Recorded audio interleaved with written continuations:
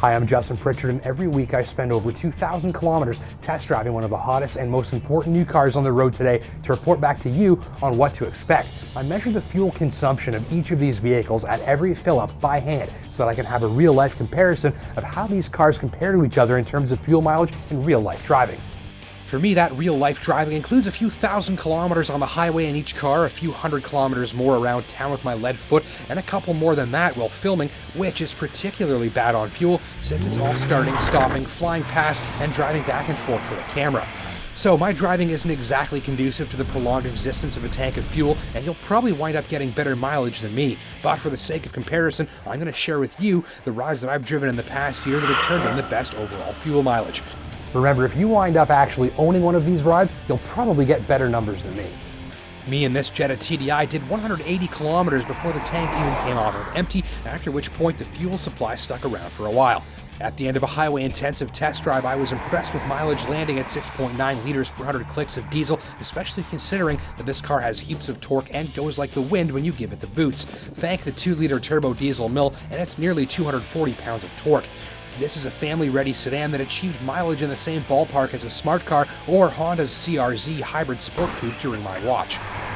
I was having so much fun with the slick gearbox and tidy handling in the Mazda 3 Skyactiv that I didn't remember to drive it gently. I bet I could get it to tie a Volkswagen Jetta TDI for real-life mileage if I had. This tester wore snow tires, which use a bit more fuel, and also only had a few thousand kilometers on the odometer, meaning engine break-in wasn't complete. Translation, there's room for improvement over my test average of 7.3 liters per 100 clicks, which was still pretty darn good.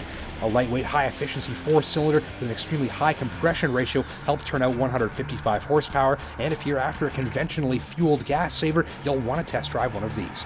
This little Japanese microcar put away a test average of 7.2 liters per 100 clicks, and that was on winter tires and with an engine that wasn't broken in. The tiny 1.3-liter engine and continually variable transmission helped the Scion IQ turn in decent mileage.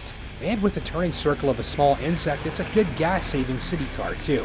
The Hyundai Sonata Blue Drive is a big, comfortable hybrid sedan. My extended summer test consisted of about 2,500 kilometers of highway driving at a good clip, which isn't even the sort of driving where hybrid cars save the most fuel.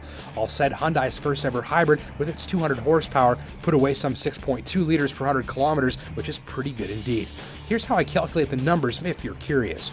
Alright, so the gas mileage, well, I'll show you the math that we use to figure out our observed liters per 100 kilometer rating on this test drive. You can use this on every tank of fuel in your own vehicle. So I've driven a total of 2,145 kilometers and used a total of 133.99 liters of fuel. To get the liters per 100 kilometer rating, you take the amount of fuel that you've used without the decimal place and divide it by the amount of kilometers that you've driven. So in this particular test drive, that leaves us with 6.2 liters per 100 kilometers.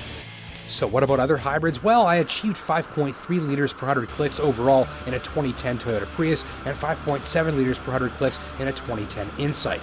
The Cruise Eco isn't a diesel or hybrid, but it is the least thirsty thing I've driven all year. Filling up after a lengthy highway drive at a good clip, I thought the gas pump was broken when it clicked off earlier than expected. Cruise Eco did 4.6 liters per 100 kilometers at highway speeds a little above the posted limit. That's impressive indeed. Overall mileage landed at 6 liters per 100 kilometers, making this a must-drive for folks after a gas mileage car who aren't interested in a hybrid or diesel. A 1.4-liter turbo 4-cylinder engine, 6-speed manual transmission, and tweaks for the Eco model, including revised gear ratios, reduced weight, and even more slippery aerodynamics for all to thank. Thanks for watching.